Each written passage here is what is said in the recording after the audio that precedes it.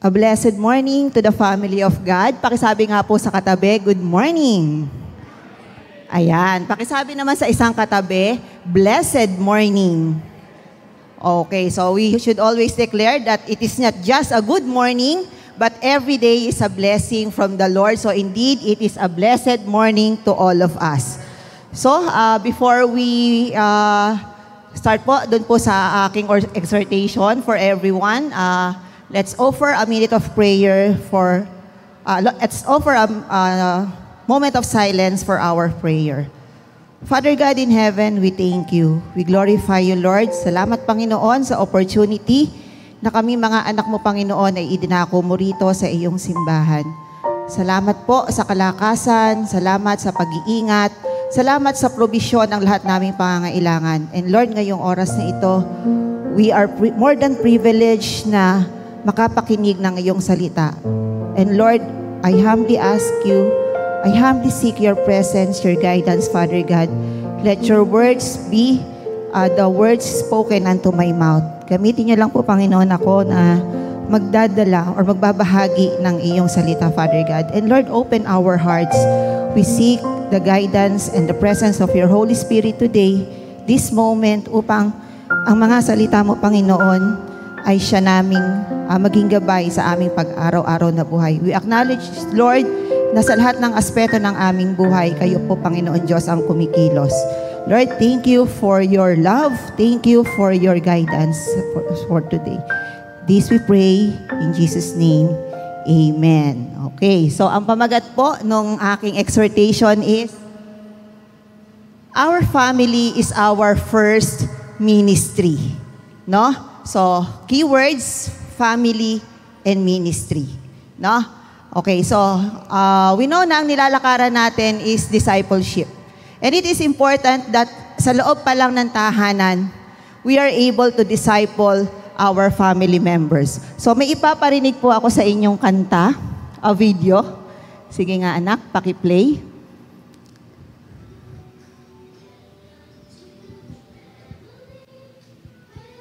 That you have come to share your life with us as we grow in love, and may we always be to you what God would have us be, a family always there to be strong and to lean on. May we learn to love each other more with each new day. May words of love be on our lips in everything we say. May the Spirit melt our hearts and teach us how to pray, that we might be a true family.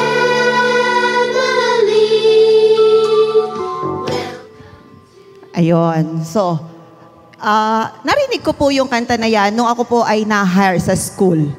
And yung pong administrator ay kinanta sa amin yan sa mga bagong teacher. So, for us to feel welcome, to help us feel that we belong. And that is important, no? Even sa ating church. No? Meron po ba mga baguhan dito? Ngayon lang naka-attend or second time? Welcome to God's family. And as we go with our discussion, sana po ay maiparamdam namin sa inyo that you truly belong to this church as a family. No? Okay, so our family is our first ministry. So the family is a masterpiece of God's creation. No, sabi po sa Genesis 2 verse 24, therefore a man shall leave his father and his mother and hold fast to his wife, and they shall become one flesh. So bumubuo tayo ng pamilya. Imagine the diversity. Dalawang magkaibang tao na nanggaling sa ibang pamilya, magkaiba ng values, magkaiba ng pinapaniwalaan, magkaiba ng perspective, but they decided to go together, to be together, and build a family. That is because that is a masterpiece of God's creation. No? Another one is from Ephesians 2 verse 10. For we are His workmanship, created in Christ Jesus for good works, which God prepared beforehand that we should walk in them. No? And as we build our family, we also ginagawa rin po natin yung good works na gusto na maipagawa sa atin ng Panginoon. No? So let's first have a glimpse, a review of what a family is. So nasa family code yan. So sabi, basic definition of family. Family. Pinakamaliit na unit ng isang komunidad. Dahil hindi mabubuo ang isang komunidad kung hindi binubuo ng pamilya. Merong pamilya A, pamilya B, komunidad na yon. Pamilya A, pamilya B, pamilya C, komunidad na po yon. Binubuo ito ng tatay, nanay, anak o mga anak. No? Another one, gumagabay, nagtuturo ng mabubuting asal, nagbibigay ng pangangailangan at nagmamahal ng walang kapalit. So, based on study po ng PSA or ng Philippine Statistics Authority, in 2020 pa ito, no? Ang respondents nila ay 1,248 na mga kabataan, age 8 hanggang 20. 1 in 3 Filipino youth grew up without both parents. 2020 pa yan. So sa tatlong pamilya, sa tatlong bata, isa lang doon ang merong nanay at tatay na kumpleto. Bakit? Ano ang mga reasons, no? Ang 45% po noon, malaking factor, parents are working away. Either OFW, either weekly lang umuwi, pero yung span ng time na yon, na isang linggo na wala yung tatay, wala yung nanay, malaking factor po yon, no, sa pagde-develop natin ng family. Another one is marital separation. Nagkahiwalay. No? Ngayon, nakakalungkot, normalize na yung common law, living in, no? Nakakalungkot po. And then, that is one of the causes, no? 38% of that, no? Merong mga marital separation. Hindi natin alam. Pwede rin naman to, kasama po rito pala, is the death of any parent. Kaya solo parent na yung magulang, no? So that is 17%. And all of this ay may epekto po sa uri ng pamilya o sa breed ng kabataan na meron tayo sa kasalukuyan. Actually, this 2024, mahirap na pong ipinpoint kung ilan na ba talaga sa present population natin ang magkakaroon ng solid na statistics kung ilan sa bawat kabataan ang kumpleto ang pamilya. Na po? And we also have to consider the diverse component of a family. Meron pang extended. Meron pong mga pamilya na they are living as a family, nanay, tatay, anak, sa isang bahay without yung mga magulang or yung lolo at lola. Pagka may ganun na po, that is extended. No? Nag-census nga kami minsan sa isang household. When we say household, isang building, ang family ay 3. No? Bukod dun sa original family, may lola, may lolo, may pinsan. So, yung pinsan may nanay, may mga kapatid, may mga ganun pa po. So, extended family. Pero, ang disenyo ng Diyos po sa pamilya natin ay matatag, nagmamahalan, at maka-Diyos na pamilya. Yan po yung ultimate na goal sana natin, no? At iyan po yung gusto talaga ng Diyos na maging disenyo ng ating pamilya. Pamilyang matatag, nagmamahalan, at maka-Diyos.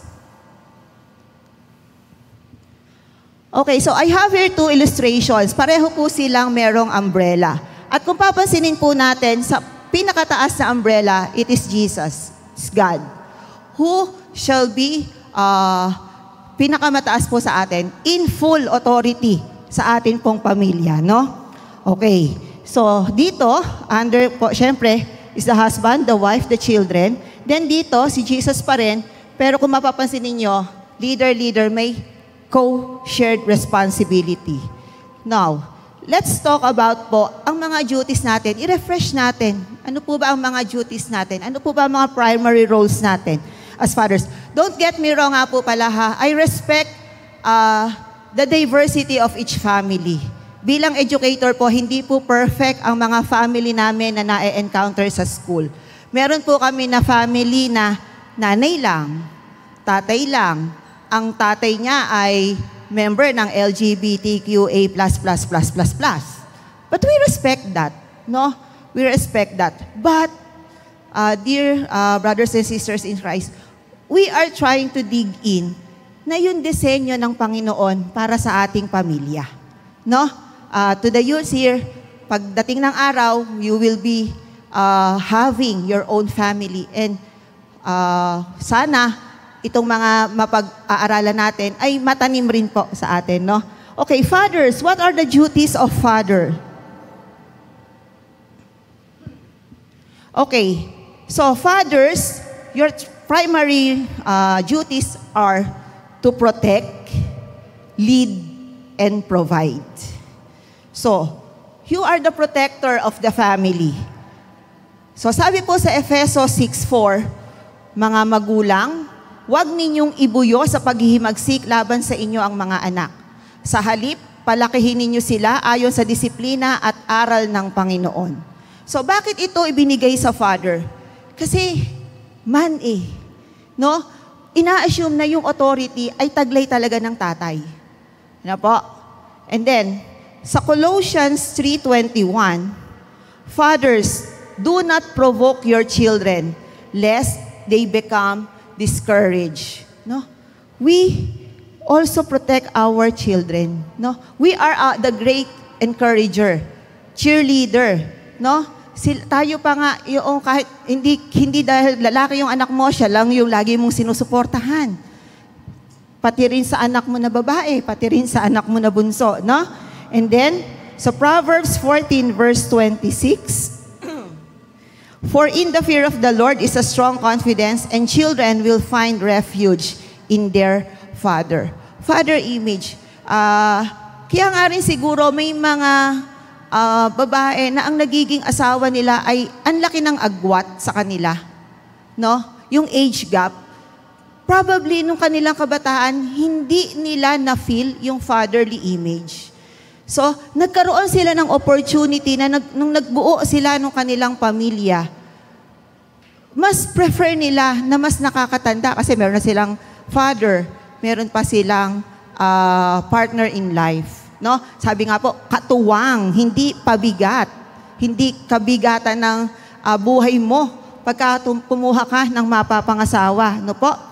So, another reminder for the fathers. Fathers should not cause problem for their children. Ano ba yung mga problema ang kinokos ng father? No? Ang ganda-ganda naman ng nanay. Eh bakit ang gusto pa maraming mga tito at titang mga extracurricular activities? No? So problema nung anak. No po? And then, ano pa yung mga problema? Yung pagka gustong-gustong nakikipag-banding kay Emperador, gustong-gustong nakikipag-banding kay Jean, gustong-gustong nakikipag fellowship kay San Miguel. Pagka naman umuwi, naku, problema ang dala. Ginagawang punching bag yung miyembro ng pamilya. So they are the problems of the family. So father should not be unfair or aggressive. No? Minsan yung salita natin ang bigat. No? Sa halip na na-encourage natin yung mga anak natin, ang lumalabas sa bibig natin is nakakababa doon sa kalooban, sa pagkatao ng ating mga anak. Pero we should be encouragers, no? And then fathers should not be problem makers for their children, no? Yung sa halip na sila yung mag-alaga sa kanilang anak, sila pa yung inaalagaan dahil nga ang lakas-lakas ayaw magtrabaho. No po? And then fathers should offer encouragement to their children, no? So, as fathers, we are to protect, to lead, and to provide. No? Nung araw, ang disenyo ng pamilya talaga, yung tatay ay nagtatrabaho. Tama? Si nanay ay nasa bahay nurturing the children. Magbibigay ng sustento si tatay o yun ang kakainin, tapos mamamahinga. Pero, nababago ang panahon. So nagkakaroon nga po ng diversity. Pero, don't get me wrong, fathers are still the protector, the leader, and the provider of the family. Biblical po yan. Nandun naman po sa mga verses na ating binasa. Now, sa mga mothers, what are the reminders for the wives and for us mothers? No? We are the comforter, we are the teacher, and we are the nurturer. Nurture is mas malalim kesa alaga. Alaga kasi napaka-shallow niyan eh. O pakainin mo, paliguan mo, ihatid mo sa school, shallow yon. No, mababaw yon. Pero yung nurture po is arugain. No? Inaano mo lahat ng aspeto ng anak mo, kinukuha mo, no? Nagbi-build ka ng malalim na relationship sa iyong anak. So, how are we mothers as source of comfort? Sabi po sa Isaiah 66 verse 13, aaliwin ko kayo katulad ng isang ina na umaaliw sa kanyang anak.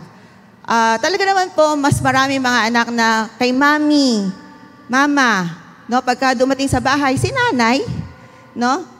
Asa si nanay? So, yun po, no, kasi yung bang presence ni mother, no, yung pag-aaruga kasi ay na-establish, no? Probably, lalo na kung na-breastfeed yung bata na yun, talagang yung bonding nila ay na-establish doon po sa mga anak. And also sa Awit 131 verse 2, mapayapa ako at nasisiyahan, tulad niyang sanggol sa bisig ni nanay. Nakakita na kayo ng baby na napahinehele? Tapos, napakapayapa niya, kahit anong ingay, kahit tayo magkantahan rito, basta yung baby, nandito sa nanay at ginagano, hinehele-hele, tahimik siya, payapa siya. So, the presence of a mother signifies na pumapayapa ang kalooban po ng anak pagka nandoon yung kanyang nanay. And then, mothers are teachers, no? Ang mga salita ninyo ay puspos ng karunungan at ang turo niya ay pawang katapatan. Sabi po sa Kawikaan 31 verse 26. Kaya, mothers, careful rin po tayo sa binibigkas ng ating bibig. No? Hindi po dapat ang laman ng ating bibig ay yung pagka napasyalan mo si kapitbahay, pagka kinausap mo yung anak mo na kumakain kayo, ang pinaguhuntahan nyo ay ang love life ni kapitbahay A. Habang nag-uurong, ang pinag-uusapan nyo ay sistema ng buhay ni kapitbahay B. Hay, naku, nakapagpatayo ng 3-story building, 3-story house si Kumaring Marites. Ano kaya ginagawa niya? Wala namang hanap buhay ang kanyang asawa. No? So, yun ang ulam. No? Sa halip, ang iniinom ay yung issue ng kapitbahay. No po? Ang ating mga bibig, ang ating mga salita ay naglalaman ng karunungan at pawang katapatan. Another one po sa Deuteronomio 6 verse 7, ituro ninyo ito sa inyong mga anak. Pag-aralan ninyo ito sa inyong tahanan, sa inyong paglalakbay, sa inyong pagtulog sa gabi, at sa inyong pagbangon sa umaga. Kanino ba natin natututunan ang basic skills? Diba si nanay ang nagtuturo, kahit nagbubunga nga, tinuturoan kang magtiklop ng damit. Kahit nagbubunga nga, tinuturoan ka kung paano magsalang sa washing machine. No? Yung mga life skills, basic skills, kasi inihahanda tayo ng ating mga magulang, ng ating mga nanay, dahil in the future, tayo man ay mag-a-assume ng responsibility as tatay or as nanay. Next, mothers are nurturers. Sabi ko nga po, ito ay mas malalim kaysa sa alaga. Ito ay aruga, kalinga, no? Sinusubaybayan niyang mabuti ang kanyang sambahayan at hindi tumitigil sa paggawa araw-araw. No? So those are the duties of a mother: to comfort, to teach, and to nurture. Next, mga anak, kayo naman mga anak. So it is our duty to love our parents and to obey our parents. Dalawa lang yan. Pero, apakalawak. No? It's very encompassing. maraming aspeto, maraming mga bagay sa buhay natin na madadaanan yan if we love our parents and if we obey our parents. No. Sabi sa Efesos 6:1 verse 3, mga anak, sundin ninyo ang inyong mga magulang, alang-alang sa Panginoon, sapagkat ito ay nararapat. No? Nararapat. Dapat. Must. Utos no? Sundin. So, nandun po yung pagsunod. Igalang mo ang iyong ama't ina at ito ang unang utos na may kalakip na pangako. Ano po? Sabi po yon sa Colossians 3:20. Then, magiging maganda ang iyong buhay. Magiging maganda at mahaba ang iyong buhay sa lupa. Bakit po ba pagka sumusunod ang anak sa mga magulang ay humahaba ang buhay? Dahil wala namang magulang ang magsasabing, o sige, gawin mo lahat ng masama, magpakagabi ka, sige, bata ka pa lang, pumunta ka na sa barkadang mga masasama. No, kasi parents protect you. Our parents protect us. So, kaya humahaba. Pagka sinunod natin, ay oo nga, no, sabi ni Nay, wag akong lalabas ng gabi. Yun pala, meron palang magiging aksidente dyan sa kanto. No?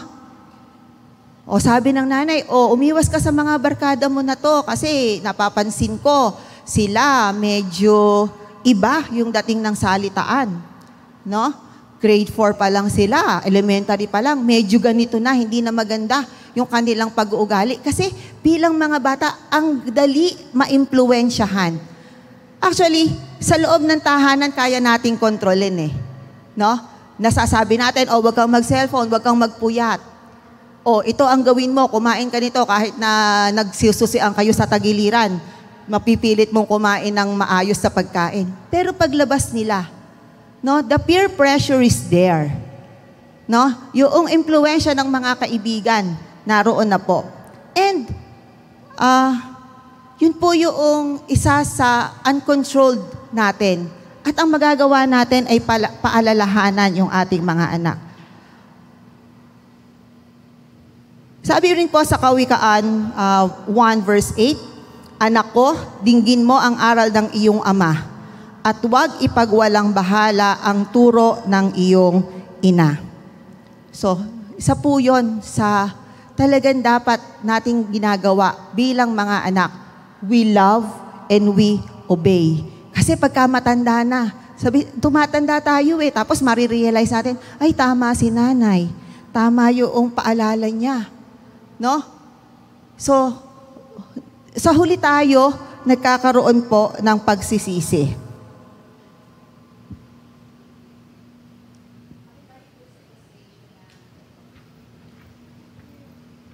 Okay, balik po ako doon sa illustration nung may umbrella na nandoon yung, ayan anak, yung leader na si mother at yung leader na si tatay. No? Father and mother have shared responsibility. Kung papansin natin, equal. No?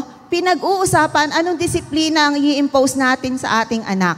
Hindi po pwedeng ubra kay tatay, pero hindi ubra kay nanay. Lalo rin namang hindi ubrang lagi lang si nanay ang nasusunod. Ay, ito, obra kay mama. Kay mama na lang ako lagi. So, doon nagkakaroon ng problema. No? Nawawala ng authority si father kasi si mother lang ang laging gustong sinusunod ng anak. And vice versa.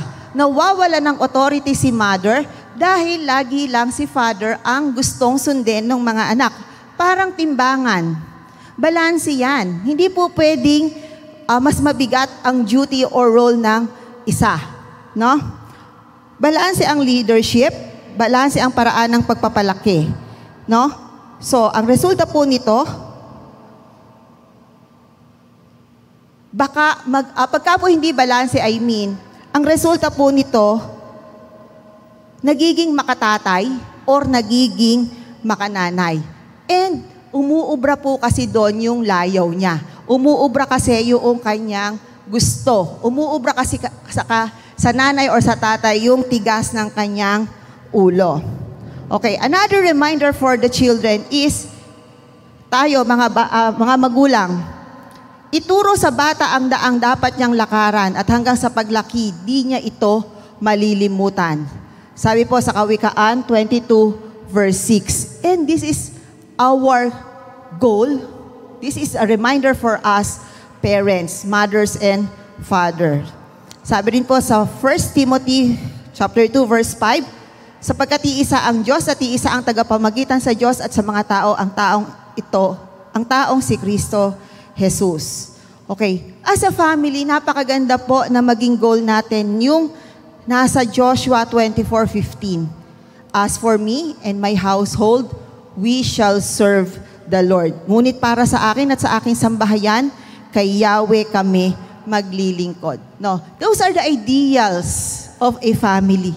And up to now, God has a special design for our family. No? Hindi pa naman po huli ang lahat. May mga kabataan pa. Kung tayo po ay mag-asawa, may mga opportunity pa po tayo na maiayos yung ay hindi pala dapat ganito. Pag-usapan at upuan ng mag-asawa para po mas maiayos. Okay, so what is God's design for a happy family? No? Ang gusto ng Diyos ay not only happy, but also not only complete, but also a happy family. Unfortunately, marami sa atin ang may kwentong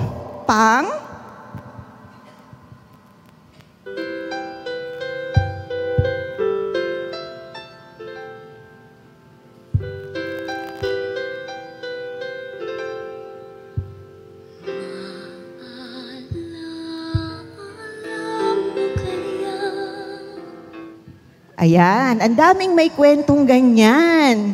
No? Hindi ko po kasi makanta, kaya po through video na lang. Ayan, so, but the design of God for our family is a happy family. So, iwan muna natin yung mga kwentong pang-maalaala mo kaya. No, masyado po kayong seryoso na pe-pressure tuloy ako dun sa ano. Okay, so what are the design of God for our family? So, ito po ay narinig ko ng message way back at may recall. And I thank God for the opportunity na ma-share po ito sa inyo. No? Sa family, there must be fellowship, fun, and forgiveness. Fellowship, first and foremost of the husband and wives. Hindi na sila dalawa kundi iisa, kaya't ang pinagsama ng Diyos ay huwag paghiwalayin ng tao. Sabi po sa Mateo 19 verse 6. Lahat ng kinasal narinig to. Ewan ko lang kung tumitimo sa puso. Nung kinasal din kami, narinig ko to. Pero narinig ko lang, no? Pero yun ang essence, no? Ang pinagsama ng Diyos ay huwag paghiwalayin ng tao. Sabi po sa Marcos 10:19. Now, kung magkasama ang nanay at tatay, syempre, fellowship, kasama nila automatic ang mga anak. No? And if it is the other way around, kung si tatay ang gusto niyang ka-fellowship ay yung kanyang mga kabarkada, syempre, di niya isasama kanyang mga anak. Ganon din naman si nanay. Pagka ang gusto niya mga kabarkada ay yung kanyang mga ka-join sa mga pagkikilay-kilay at pagpapatato ng kilay. O de syempre, di niya isasama ang kanyang mga anak. So, mahalaga na ma-establish muna ang fellowship ng mag-asawa. And the family members will follow. No?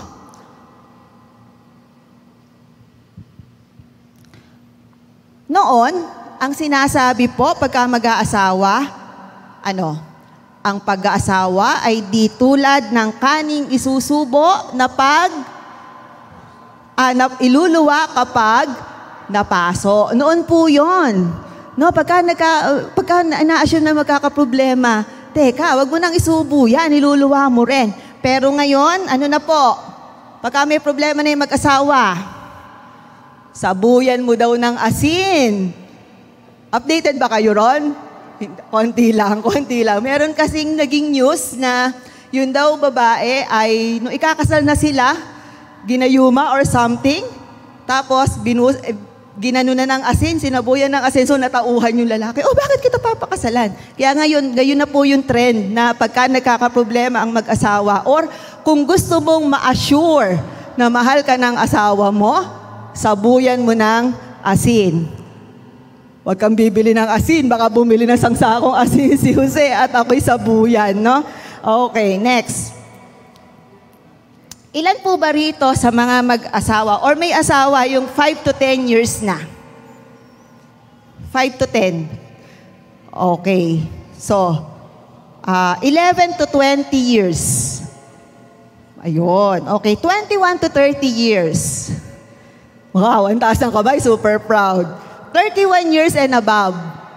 Ayan, oh. No need to buy asin. Kasi kahit po ibabad nyo sila sa tubig na maalat, hindi na po yan magbabago. You are meant to be. No? Okay po. Now, may fellowship. Then sa family, dapat may fun. No? Kumusta po ba kayo sa loob ng tahanan? No? Pagka nagkukwentuhan, baka ngayon nagkukwentuhan, ang saya-saya, mamaya nagbabardagulan na. Mamaya umiiyak na yung anak kasi nauwi na sa sermon. O kanina lang, ang saya-saya natin. Ngayon, di ko na malunok yung kinakain ko kasi nauwi na sa sermon yung sinasabi ni nanay or ni tatay, no? Walang fun sa family. Baka kaya yung anak ay mas gustong sumama sa kaibigan. Kasi doon, mas masaya. No? Nature po ng tao na yung fun experience, yung happy experience ay lagi niyang ginagawa or inuulit-ulit. Ay, masayang kasama to. Gusto ko siyang kasama. O sa bahay namin, lagi lang namang nagsisermon si nanay. Pagka nakita ko, no, para bang umiinit agad ang ulo. No? So, dito na nga lang ako sa nanay nung kaibigan ko kasi pagka pumunta ako doon, meron na agad kaming hain na food. Lagi nang bumibili ng merienda. So, nararamdaman niya yung fun. Nararamdaman niya yung fellowship na dapat ay sa tahanan natin, sa pamilya natin, una niyang nararanasan. It is our human nature to seek the sense of belongingness and happy experience, and we keep repeating them. No? And we are not careful. Pagka po tayo, pag nawawala po ang fun sa family, if we are not careful, ito yung nagiging mitya ng pagsama ng ating mga anak sa mga kaibigan na sabi ko nga, hindi natin controlled. Baka iba na yung impluensya na maibigay sa kanila. No? Another thing, another F for the family is forgiveness. No? Lahat po naman ng pamilya may flaws. Lahat naman po ng pamilya may away. No? Walang mag-asawa na hindi nagkakagalit. I'm sure na yung mga 31 years and above, maraming mga moments ng pagkakagalit. Dumadami, dumadalas, pero hindi bumibitaw. Kaya ang dami-daming reason, pwede na nga maghiwalay eh. Pero they keep the family bonded together, no? Kasi, nandun po lagi yung ingredient, nabalik, dun muna. Nandun po yung ingredient ng forgiveness. Kasi kung hindi kayo yung dalawa yung magpapatawaran, hihingi ka ba ng kasalanan sa'yo, ng asawa mo, sa kapitbahay? No? And we should always be willing to seek forgiveness. Hindi naman po mahal ang sorry. Hindi naman po nakakadagdag ng 10 taon yung pagsosorry pagka alam natin talaga na tayo po ay nagkamali, no? And pagka po walang forgiveness, yung sugat, yung unang mga salita na natatanim ay nagiging sugat, lumalalim. Doon na pagka nagkakwentuhan na, yun nga yung sinasabi ko na nawawala yung fun. Una, nagkukwentuhan, sumunod, nagbabardagulan at umiiyak na. At isinusumbat na lahat ng passwords niya. Nung kinder ako, hindi mo ako pinuntahan nung ako'y na-awarda ng Best in Writing. Samantalang 40 anyos na, naaalala yung hurt nung kinder, no?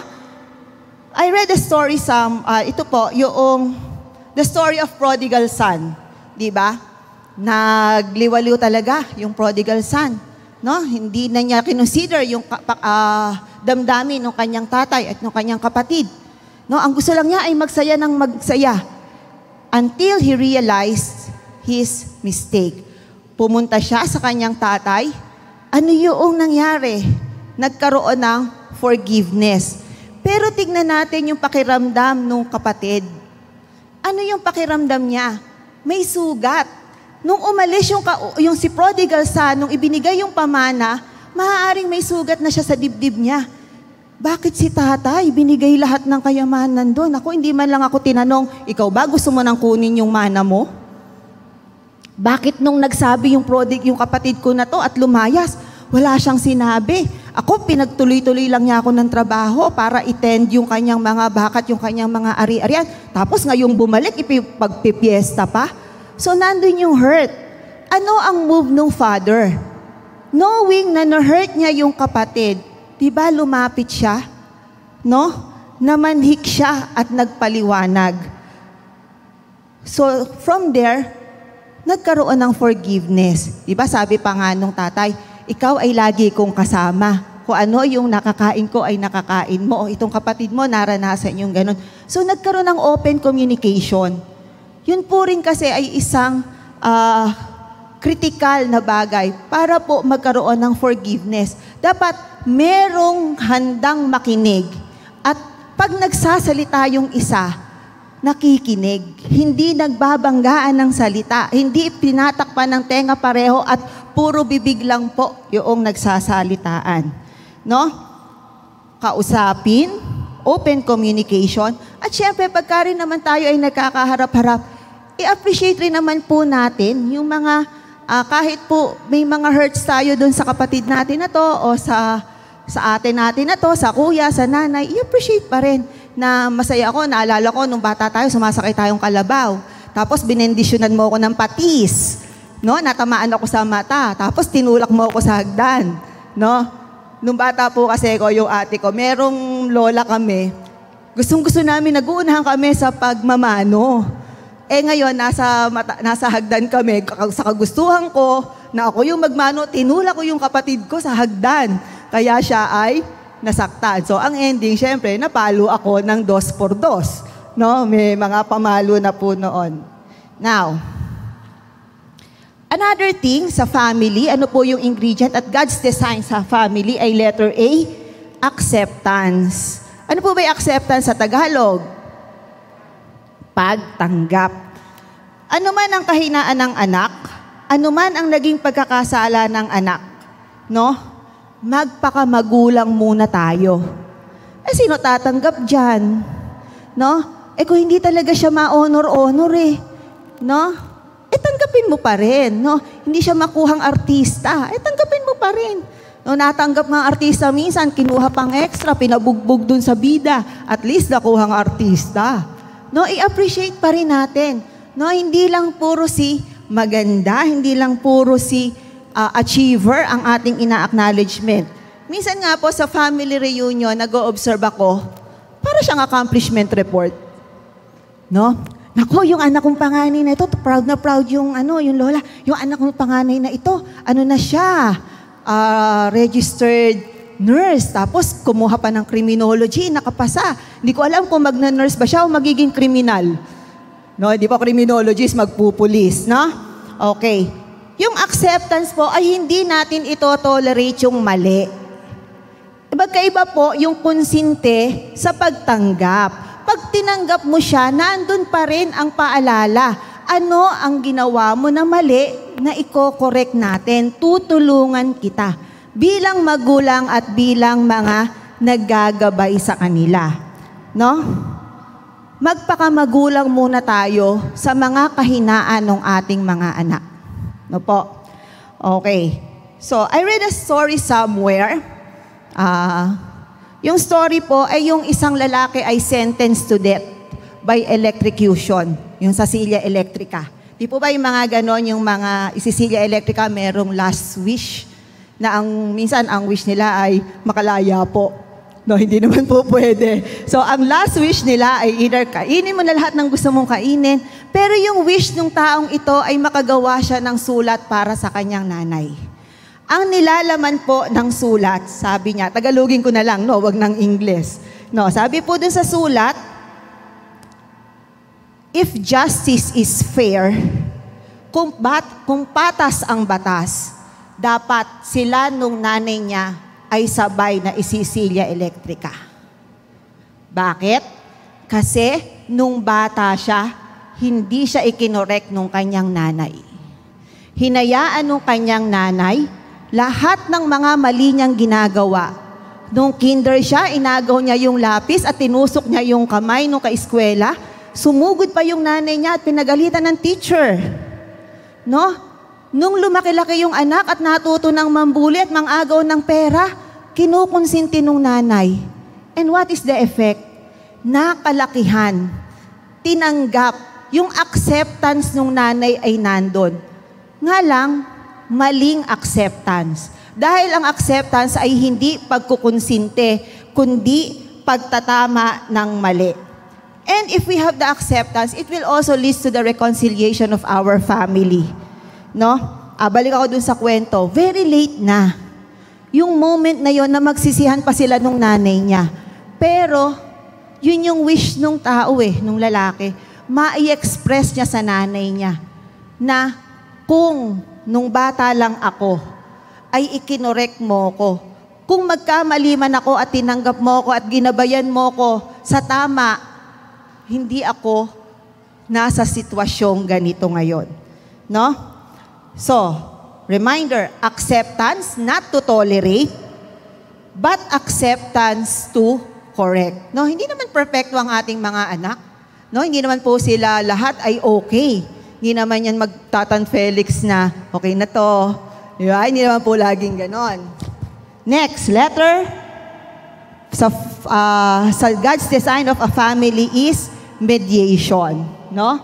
Okay. Ano ba yung mediation? Tagapamagitan. Tagapamagitan. No? Merong mediator. So sabi nga po, blessed are the peacemakers. Pero ano yung reality? Pagka nag-aaway si ate at si kuya, doon ako kay ate kakampi kasi pangako sa akin ni ate, ililibre niya ako ng ganito. So yung mga simple acts, simple gestures na lumalalim. No? Doon ako kakampi, syempre, ito, mas mayaman tong kapatid ko na to. Bakit ako kakampi sa kanya? Siya nga, hindi naman nakapagtapos. Etong kapatid ko, merong swimming pool sa bahay. Baka doon ako patirahin. No? Pagka merong mga gusot sa pamilya, address it at once. Open communication. No? Magkaroon agad ng pagkakaintindihan. No? Wag magkaroon ng kampi-kampi. No? Pero syempre, pagka po ganito, let us also guard our hearts. No? Baka po kasi, masyado tayong makiling or makampi dun sa isa. No? So, tayo bilang mga anak, kapatid sa pamilya, tayo po ay mediator. No? Tayo po ay tagapamagitan para magkaroon ng peace, para magkaroon po ng kasiyahan, kaligayahan sa ating family. Another letter for God's design for the family is letter I, individuality.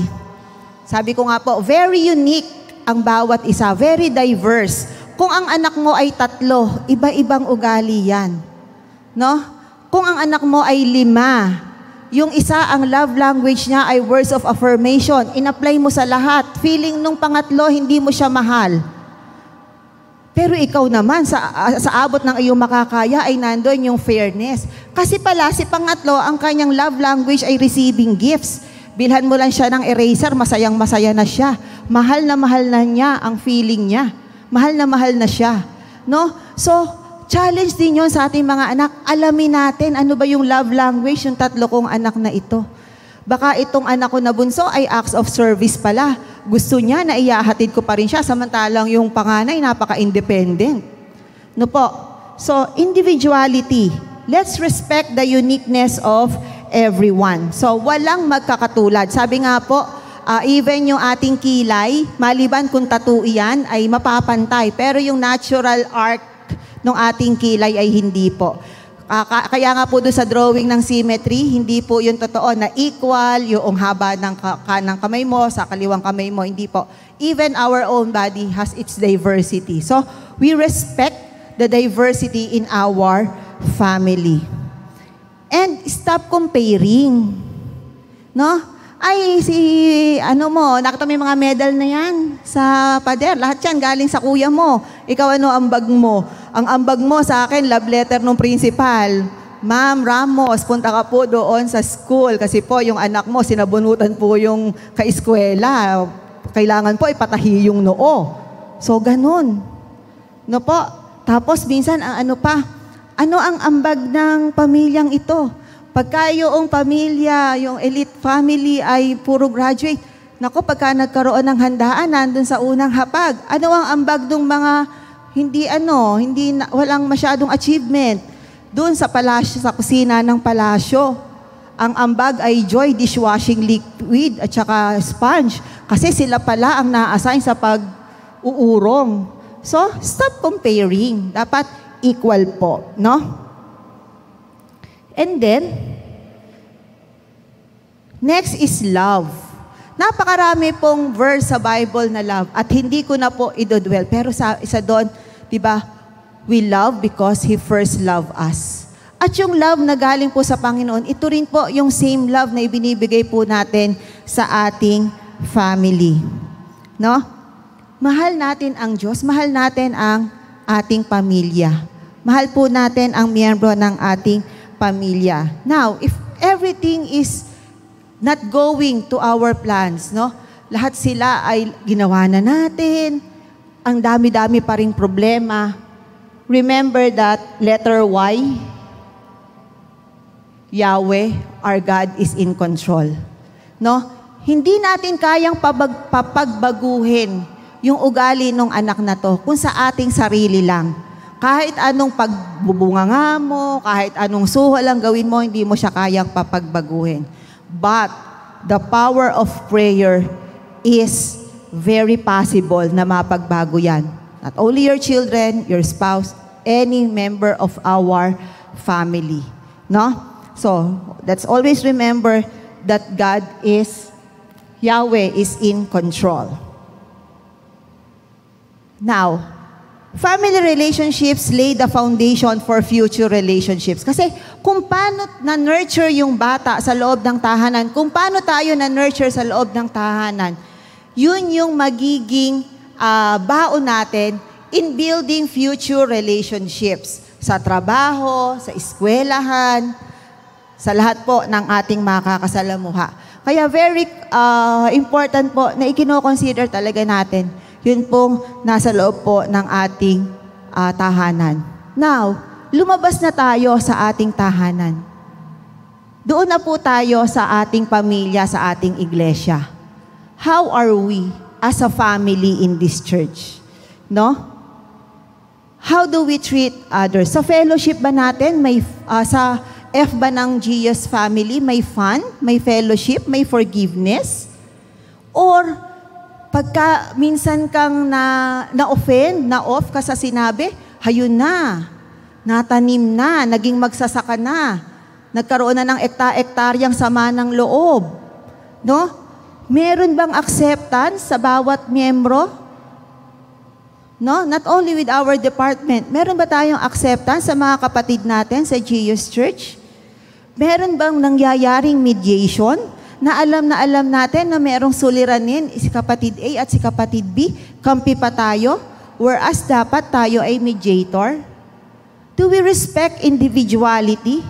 Ay siya kahirap talagang kausap. Parang laging bunot ang sandata, laging bunot ang gulok pagka nagsalita. Gusto ko na nga lang rin kausap, parang akong nasa angel. Laging sumasakses ang aking usapan sa kanya. No? Nire-respect po ba natin yon? And most of all, do we love the members, not only of our own family, but our family here? No? Kumusta po tayo bilang miyembro ng GS family? Meron talagang mga pagkakadiferensyahan, but let's always consider why. Yahweh is in control. Now, as I end, let me give this question. How are we as God's family? How are we as spiritual parents? And how are we as spiritual children? No? So, we have this ministry, not only for our family,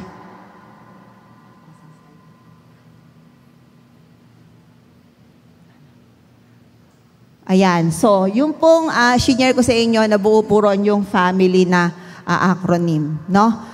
I-review lang po natin. Family, fellowship, fun, forgiveness, A, acceptance, M, mediation, I, individuality, L, love, and Y, Yahweh is in control. No? So, our family is our first ministry. No? So, nandito tayo. Mag-ministry rin po tayo sa ating mga kapatid rito sa iglesia. Because if we want to be good and effective disciples, start tayo sa basic unit. So, God bless us all po and let's pray. Panginoon na makapangyarihan sa lahat, salamat po sa opportunity na ipaalala mo sa amin, ang disenyo mo sa aming lahat bilang pamilya mo, Father God. Lord, thank you na nararamdaman namin, Panginoon, ang pag-ibig mo. Lord, salamat sa mga paalalang ito. Lord, turuan mo kami na maibahagi namin ang mga ito sa aming pamilya, sa aming mga kapatid, dahil kami po ay binuo mo sa pag-ibig. And Lord, let this love be our driving force para po kami ay makapagpahayag ng pagmamahal sa not only in our own family but also our spiritual family as well. Thank you, Lord. In Jesus' name we pray. Amen.